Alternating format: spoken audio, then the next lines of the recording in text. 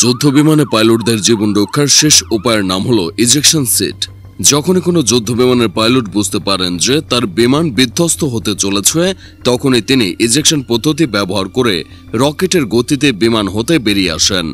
2024 সালে কর্ণফুলী নদীতে বিমান বিধ্বস্তের আগে পাইলট আসিম জাওয়াদ এবং 2025 সালে মাইলস্টোন স্কুলে বিধ্বস্ত হওয়ার পূর্বে পাইলট তৌফিক ইসলাম সাগরও সিট ইজেকশন পদ্ধতি ব্যবহার করেছিলেন। তবে সিট ইজেকশনের পরেও কেন প্রাণে বাঁচতে পারেননি এই দুইজন সাহসী পাইলট? যেখানে যুদ্ধ বিমানগুলোতে সিট ইজেকশন প্রযুক্তি রাখাই হয়েছে পাইলটদের জীবন রক্ষার প্রয়োজনে, সেখানে এই প্রযুক্তি ব্যবহার করেও আসিম জাওয়াদ ও তৌফিক ইসলাম কেন প্রাণ হারিয়েছিলেন? আসলে সিট ইজেকশন শুনতে যতটা সহজ মনে হয়, আদতে তা এতটা সহজ নয়। যুদ্ধ বিমানের ইজেকশন সিটকে সক্রিয় করার জন্য পাইলটের হাঁটুর মাঝে অথবা চেয়ারের পাশে একটি লিভার থাকে। সেই লিভার টান দেওয়ার সাথে সাথেই পাইলটের মাথার উপর থাকা কাচের ছাদ খুলে যায় এবং 0.2 সেকেন্ডের মধ্যেই বিমান থেকে ছিটকে বেরিয়ে আসেন পাইলট। মূলত ইজেকশন সিটের নিচের দিকে একটি রকেট লাগানো থাকে। লিভার টান দেওয়ার সাথে সাথে সেই রকেটটি সক্রিয় হয়ে যায় এবং ঘন্টায় প্রায় 250 কিলোমিটার বেগে সজোরে বেরিয়ে আসে। ইজেকশন সিটে লাগানো থাকে একটি অত্যাধুনিক সেন্সর, যা পাইলট ভূমি থেকে কত উচ্চতায় রয়েছে তা নির্ণয় করে। যদি পাইলট ভূপৃষ্ঠ থেকে খুবই কম উচ্চতায় থাকে তাহলে তাৎক্ষণিকভাবে প্যারাসুট খুলে যায় এবং ইজেকশন সিট আপনা আপনি আলাদা হয়ে যায়। আর যদি পাইলট ভূপৃষ্ঠ হতে অনেকটা উঁচুতে থাকে তাহলে একটি নির্দিষ্ট সময় পর প্যারাসুট ওপেন হয়। তবে পাইলটের বিমান হতে বেরিয়ে আসা থেকে শুরু করে প্যারাসুট খোলার এই প্রক্রিয়া খুবই দ্রুত গতিতে সম্পন্ন হয়, যার ফলে পাইলটকে সহ্য করতে হয় উচ্চ মাত্রার চাপ বা জি ফোর্স।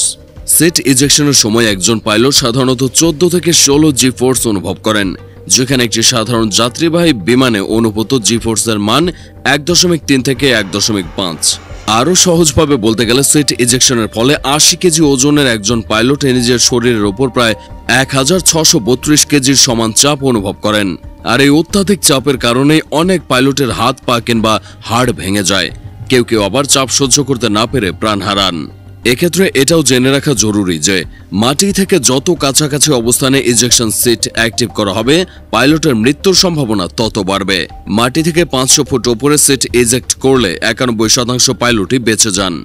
আর যদি ভূপৃষ্ঠ হতে খুব কাছাকাছি অবস্থানে সিট ইজেক্ট করা হয় তাহলে ইজেকশন সিট অতিরিক্ত গতিতে বেরিয়ে আসতে বাধ্য হয় এবং কখনো কখনো সেই অতিরিক্ত গতিতেই শার্প টার্ন হয়, যার ফলে 47% পাইলটই মৃত্যুবরণ করেন।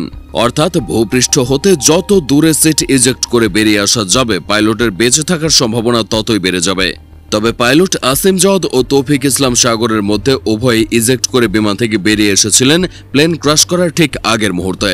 চাইলে তারা আকাশে থাকতেই নিজেদের যুদ্ধ বিমান হতে বেরিয়ে আসতে পারতেন, তবে তা না করে তারা সর্বশেষ মুহূর্ত অবধি বিমানে অবস্থান করেছিলেন দেশের মানুষের মঙ্গলের কথা চিন্তা করে। দেশের স্বার্থে নিজেদের জীবন উৎসর্গ করা এমন বীরদের বীরত্ব গাথা এ জাতি আজীবন মনে রাখবে।